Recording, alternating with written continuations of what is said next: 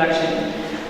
Since we have already run half an hour over time, I'm just going to say if you have legal issues, call me, ciao, but no, I can't do that. I will, before I start, however, come up with a little bit of encouragement to you guys who've been sitting here all week. Please make sure that you are leaving this summer school with contacts and that you are keeping in touch with the people that you are meeting here this week, both the other students and the lecturers. There are many valuable connections to get here during the summer school, and it will be the start of your professional networking. And once you get out there, after your studies are done, the networking is what's going to give you work. So basically, stay in touch.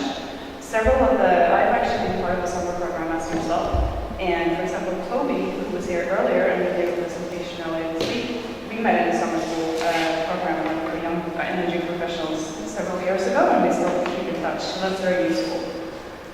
I'm going to talk a little bit about the legal issues, and because this is not a full week of legal lectures, this will be a very bird perspective. I will not bother you with a lot of details, because that might be a little bit bothersome and a little bit boring for technical people as yourselves. I will go through the 4 main topics here today, and I'll just briefly go through them. And if you have any questions as I go along, please interrupt me anytime, and I will do my best to confuse you or answer your questions or whatever. So yeah, please go and raise your hand. Before I start, I want to ask you a question, and I could have opened the floor for a discussion on this. Why do we regulate, and why do we use legal instruments? Given that I have half an hour, I will not open the floor for discussion, but I will try and answer it as we go along. And if you take 2 things out of my presentation, I hope the answer to this question would be one of those 2. So what are legal instruments really? I've made a list here. It's not exhaustive, and it's not the order of these instruments doesn't really have a significance. So it doesn't mean that, for example, the acts and laws are more important than the treaties or the standards. They just are used in different situations, so they are more relevant in some situations than others. And some of these instruments you might know already, like the laws and regulations that you are subject to every day. The other ones you might not have heard of so much, which potentially would be the treaties and the protocols. That would be more applicable between states, not private people, so citizens and companies as ourselves. So this is a little bit how I view regulatory framework for not just CCU and CCS, but everything in life. All the rules that we operate under and are subject to, they're kind of formed by close collaboration in relation between public international law, regional law, and the local or domestic laws that we are used to handling in everyday life. And we've already talked about public international law several times during this week. John was the last person who talked about public international law by mentioning the Paris Agreement. The Paris Agreement is entered into between states, and it binds states to reach a lower temperature increase in 2 degrees. But it doesn't say anything about how, or when, or how, or basically what tools the states are going to use to reach that temperature decrease. So that is up to the regions and the nations to decide on. So the EU, for example, as a regional legal entity, I would say, regulating laws for 30 plus states, they would implement more concrete tools and instruments on how to reach those targets in the Paris Agreement. But ultimately, it would be up to the member states itself to decide, do we want to use CCS, for example? And CCS would be one of those tools that they would implement to reach those targets that they are obligated to reach under the Paris Agreement. So they would all interrelate, and they would sometimes be more relevant or less relevant. But the main rule that I want you to remember is that the international law will set guidelines for the regional law to implement, and then it's up to the member states or the local authorities to decide the details. I'm not going to go through this slide. This is, as you have probably noticed, I will have a lot of stuff in my presentation that I will not read my slides. So these slides are meant for the helpful for you later on to remember what I've said. So this is just two quotes from two different legal instruments in public international law to remind you that these are instruments binding the states, not private citizens or companies. I've also included here that the public international law implement certain principles that not necessarily always are mentioned in legal instruments. There are principles on how to reduce, or obligations to reduce emissions, to prevent pollution. And there are principles on taking very big precautions when implementing new technologies and how to use the best available techniques. It doesn't say anything about how best available techniques are supposed to look like. That is up to member states of the protocols, or even if there are not implemented protocols, it's up to every state in the entire world to decide. Is CCS the best available technique? Maybe it is. CCUS, best available technique? Maybe. Maybe we need to break it down in even smaller pieces to decide. That kind of capture technology is best available technique. That way of transportation is a very good technique, but maybe not the best.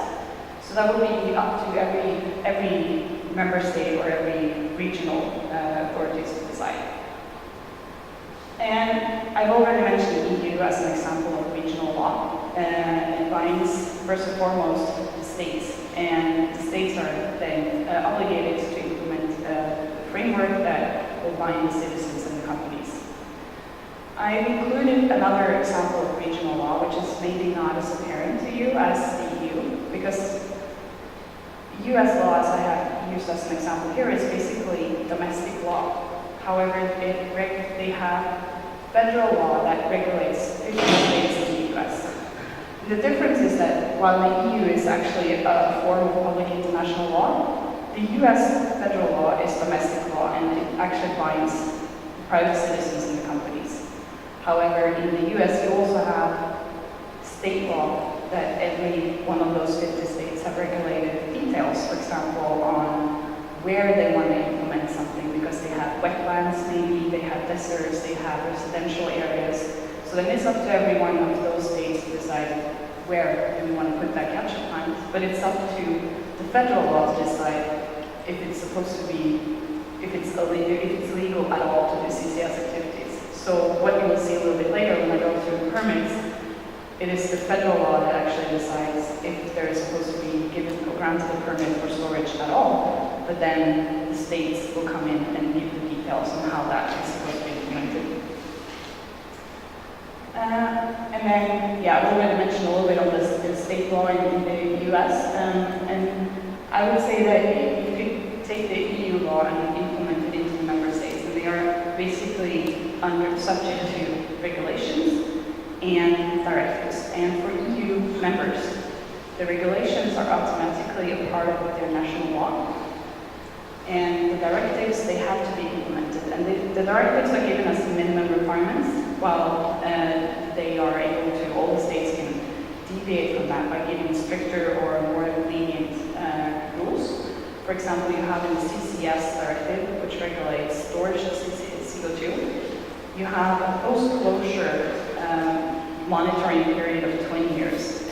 The directive says that you have, after you have injected CO2, you have plugged and abandoned the valve or decommissioned, as we will say in the petroleum industry, you have an obligation to monitor that site for 20 years. And after that, you are allowed to hand back the liability for that storage site to the public authorities. However, each and every member state, they are able to give a shorter period. They can assess the storage site after 10 years and say that, well, we are convinced this is a safe storage site, this will stay in the storage, it's safe to hand it back. You are allowed to do that. So that is up to each and every member state to decide. And both in the US and in the EU, it works a little bit like this, that the state law and the member law, or the member state's law, you can give more rights or you can give stricter obligations. So that's a little bit confusing, and it makes a puzzle that the lawyers really enjoy, find funny. We can go through this in detail, but I mean, if we had a full week, maybe. But this is just to show you a little bit of an idea how complex a regulatory framework for CCS and CCUS might be. And I've used the Norwegian law, because I'm a Norwegian as an example, just to show you how the EU law is implemented, or in what kind of instruments the EU law is implemented. And it shows you really that CCS or CCU, it's not one single activity. And as Sergio talked to you about yesterday, it's a bunch of disciplines, like mathematicians, geologists, physicists, economic and legal stuff that are involved to do CCS, and the same goes for all the industries and all the activities that you do. You capture, you transport, you store, but all in between of those activities, you have a bunch of other things that happens as well. You need to characterize the site, you need to do seismic, you need to apply for a permit for emissions. So you have so many activities intertwined in the CCUS chain that the map, the legal map, looks like a mess, but all the more fun.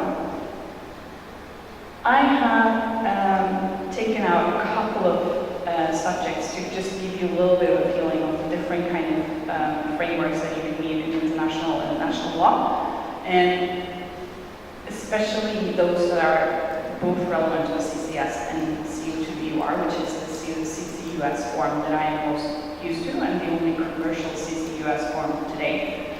And we start with permits, and here I want to show you how the interrelation between international law, regional law, and national law works. So you can see the international law on the top, it requires that you have permits. You need to have a permit regime to do activities. However, the international law doesn't say anything else about how those permits are supposed to look like, or in which incidents they are supposed to be given, over how much time, etc. That is up to the regional legal framework to decide. And then you go into the CCS directive, regulating the storage permits.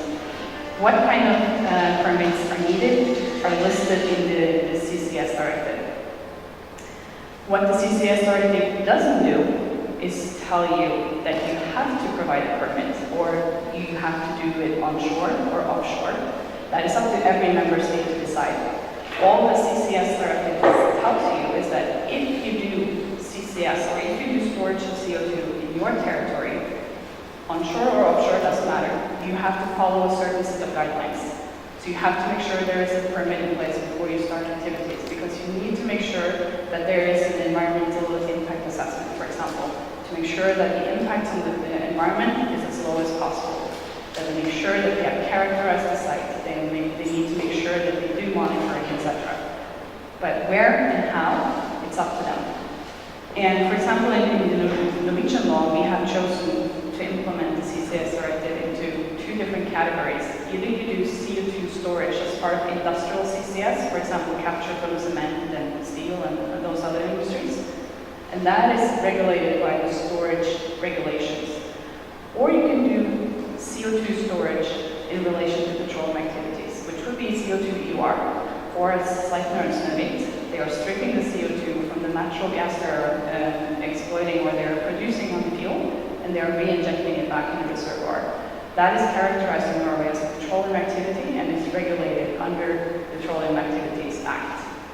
But the requirements are the same. The permits, the regime is very similar, the requirements are similar, it's the same entities that will provide the permits, etc. But all of those things are up to national law to decide.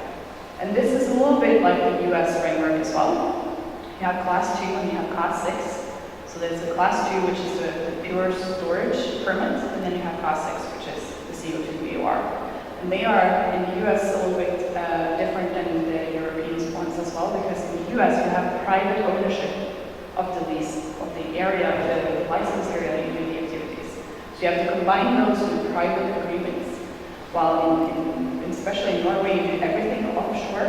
There's no private citizens involved in anything. You do all of the agreements, all of the permits with the states. But it's a little bit similar, even so, because of the parallel petroleum and CCS. Stephen was talking about yesterday, public perception, public acceptance, and also the risk of leakage.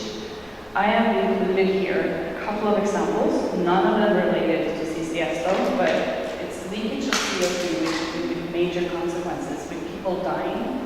And this is why people, one of the reasons why people We don't want this near us because we are afraid that there will be a leakage, we will die, it's dangerous, etc.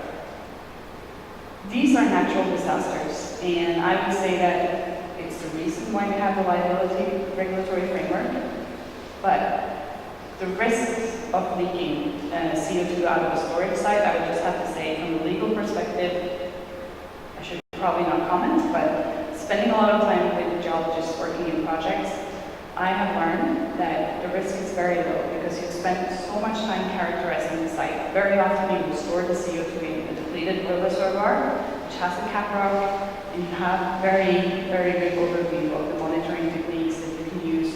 You can have a very good control of the storage site. So even though this is a reason for people freaking out, it might be a little bit overrated, the CCS project.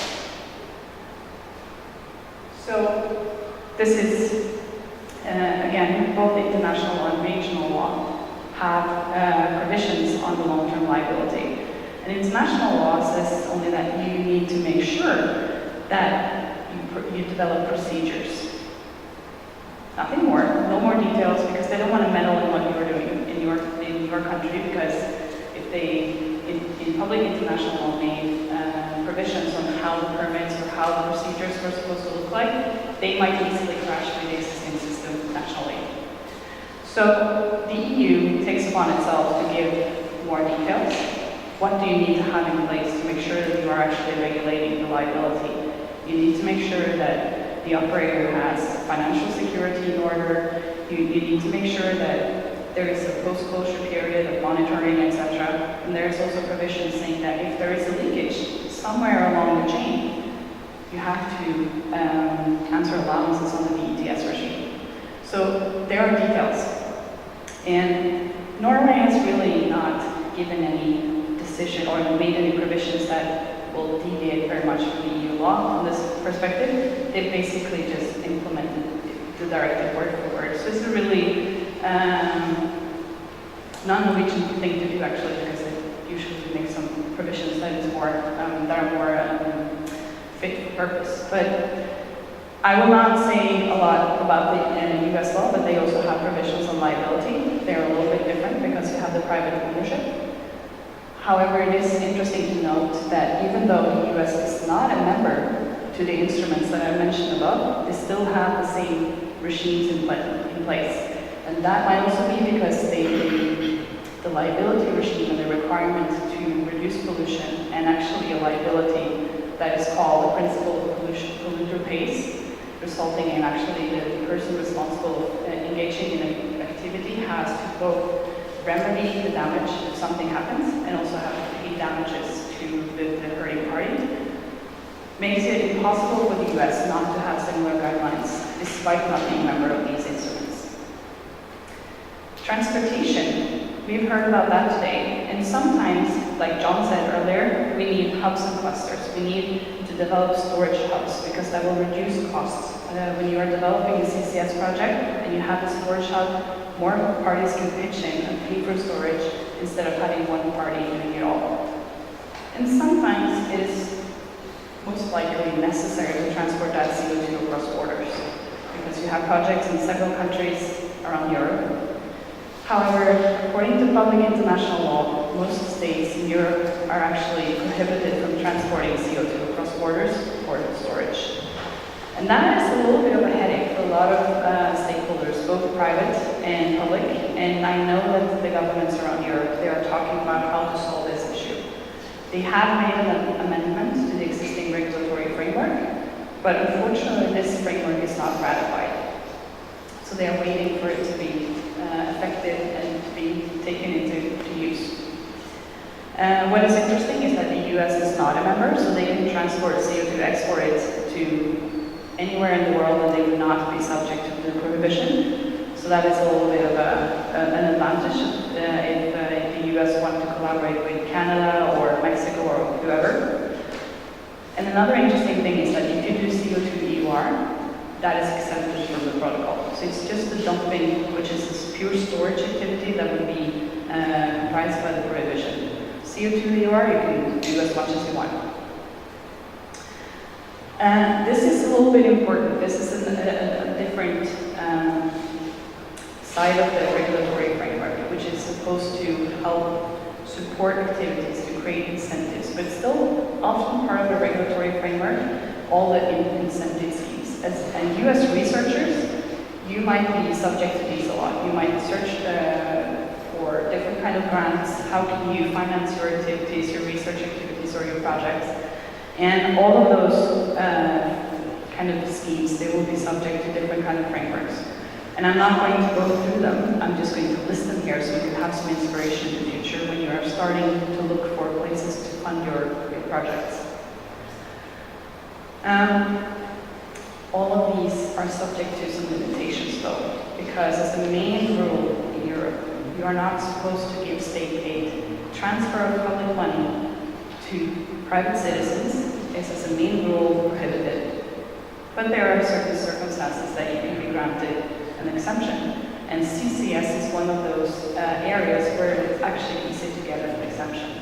So all of these schemes, when we get money from Horizon 2020 or Climate or whoever public body who is providing money, you can get exemptions. But what is important to remember, I'm not going to go through this, I'm just going to show you that there are a lot of rules regulating state aid, and they are there to make sure that public funds are spent effectively, that they are not unfairly divided among the citizens, and that there is transparency. So they need to have this set. And what is important for you to remember is that even though you are granted the money when you are applying for it, it's still on you. If the government has made a mistake and given you too much, you will still be liable to pay it back. So that's important to remember. The US doesn't have the same prohibition as Europe, but they still are subject to the same system on unfairly divided public funds, and that they need to make sure that they are effectively spent. A few words on contracts. Very often when I, as a lawyer, receive a contract on my table and the client asks me, can you please have a look at the legal issues? I'm not really sure the client knows always what he or she is asking. Maybe I get the terms of reference. Okay, that's nice. But if I don't know what is being built and why, and the commercial risks, I'm not much good as a lawyer. I remember very well an incident when I was really, I think I had been working as a lawyer for maybe a year, so I was really fresh out of college. We were negotiating commercial agreements on tying an emission source into a capture plant. That's a pretty big deal, and I remember the parties were arguing, who is going to pay for the tying point?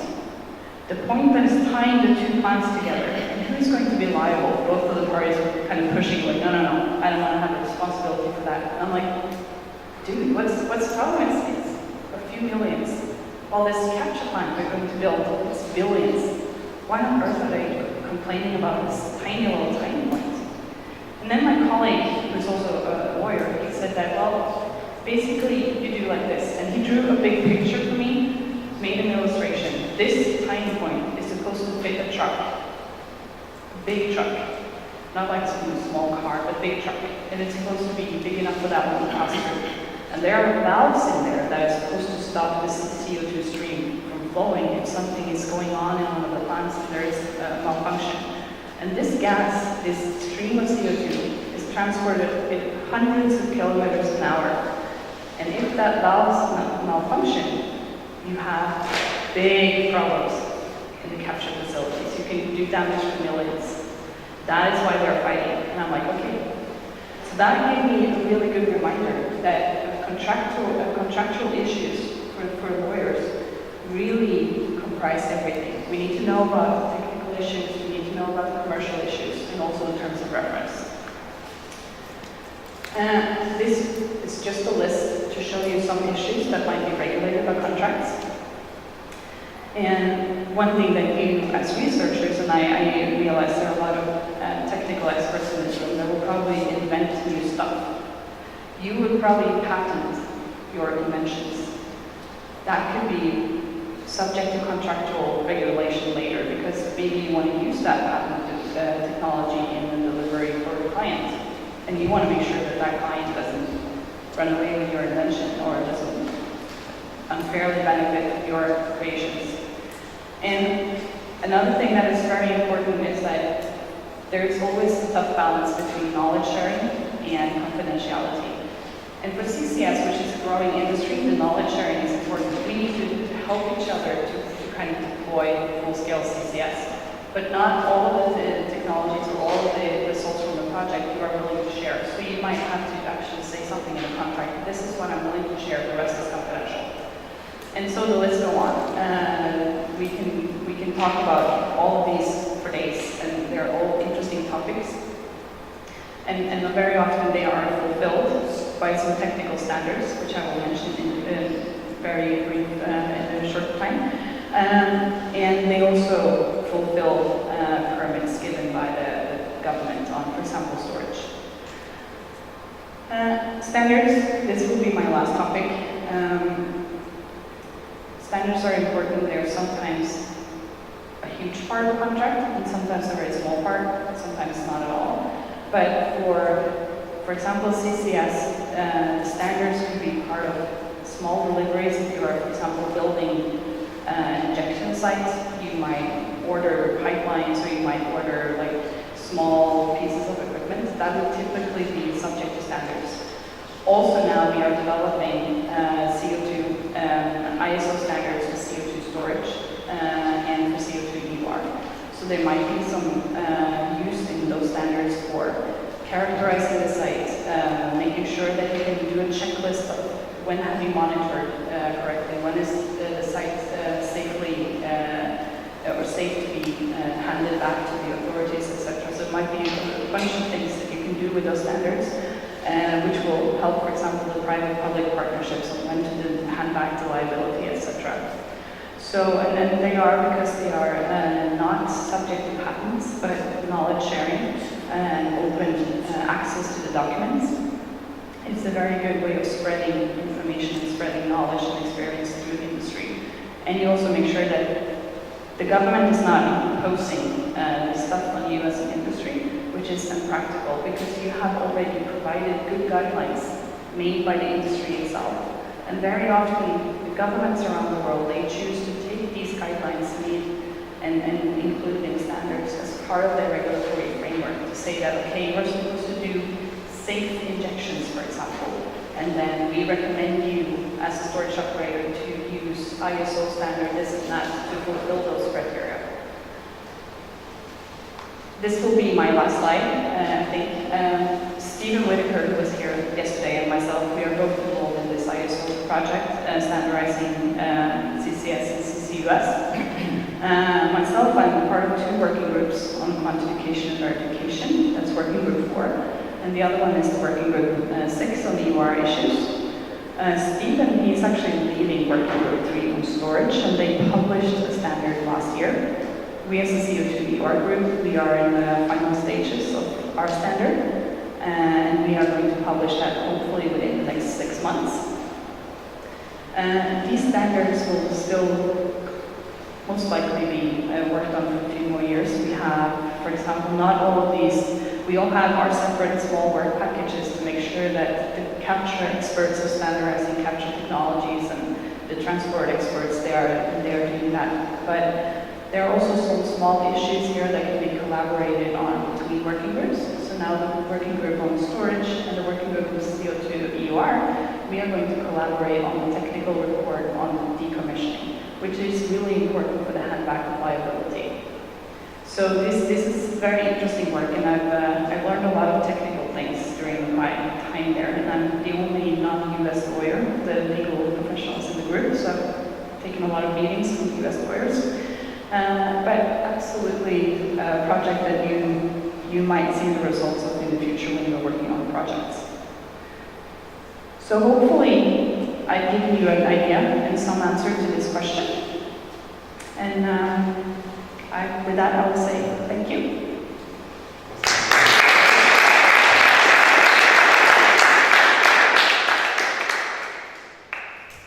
Thank you very much for the very nice overview. It was a difficult subject for engineers and scientists. Other questions from the audience? Ross? I was just interested in the, said that you mentioned about industry handing contract liability to government over up to 20 years or in some cases 10 years. And I thought that, is that correct? And so I was just interested in that and how that compares with other areas of environmental protection, because it sounded like a very, well, in terms of CCS and CCUS, it sounds like a very short period of time, but also just in terms of general kind of mining and environmental protection, it sounded very short in terms of Australian law anyway. Thank you. That's a very good question, and that's spot on actually. So Europe has 20 years. The US has 50 for storage. Although if you do petroleum activities, for example, or mining law, the main rule with the polluter pays principle under international law is that you are liable from the day you start till forever. There is no cap on the liability. So if you are decommissioning a petroleum operation, for example, and you close it down, you hand back the permit, you're done. 100 years later, there is a leakage. Your company, if it still exists, is still responsible, regardless of all the decommissioning and all of the things you have done to prevent leakage. So by implementing the 20 years limit in the CCS directive, they made sure to provide some sort of incentive. They wanted to make a cap on the liability because CCS is, for now, not a commercial activity. So there is no huge earnings from the private companies, as we speak, to cover that future liabilities. While if you have been running a petroleum operation or any other commercial activity, you might have earned billions over maybe 50 years. So there is a bigger, a better chance to kind of save up or buy some insurance or make sure that there is actually some way to cap that liability for yourself, even though you are the one ultimately paying the price. Okay. Yes. Thank you very much for your presentation. In my opinion, you have addressed a key issue, that is the regulatory law. For example, in the Spain case, the CCS directive was transferred to 2010, and here in the Spanish legal framework, there is a law, the 14/2010, for the carbon dioxide geological storage. But we have a regulatory development. For the reason it's very difficult to go forward with projects, with commercial projects, and with the research projects. In our case, we find a lot of problems on power and get permits with licenses because we haven't regulatory. We have to follow the old mining regulatory development that doesn't start with geological storage. And we are combining the law and the mining regulatory with the administration. Okay, such research project is fine. We have time to read, but really simple. So my question is, firstly, do you have any other experience in Europe that there is regulatory development apart from Norway? And the second is, what's your opinion to give a solution in a European point of view for this? Because without regulatory development, in my opinion. So that's another very important issue because if you compare with, for example, natural gas law that was provided by the EU years ago, that was provided for an already existing industry. So they made sure that when they made the regulatory framework, it was not supposed to make any new hurdles for the industry, stopping natural gas production, which was a really important industry for many countries. The CCS directive was created with the hopes to help a new industry. And they were not able to really foresee all the problems or foresee all the issues that would eventually pop up. And that leads to problems also for national implementation and for industry being very reluctant to implement new projects because they feel or they see that it's not predictable enough, it's not flexible enough, etc. And for example, countries like the Netherlands, they have had issues with their implementation as well. So for example, the road project, they were foreseeing problems storing CO2 captured from the coal plant because the storage permits under their implemented CCS regulations didn't allow for that kind of storage. So they had to go back and So most likely each country has to go in and do some adjustments. And despite what we think or what we see when we read very clear definitions in the CCS directive, it is still a minimum directive, making it possible for the governments to make national adjustments to fit their framework and their permitting system. So I think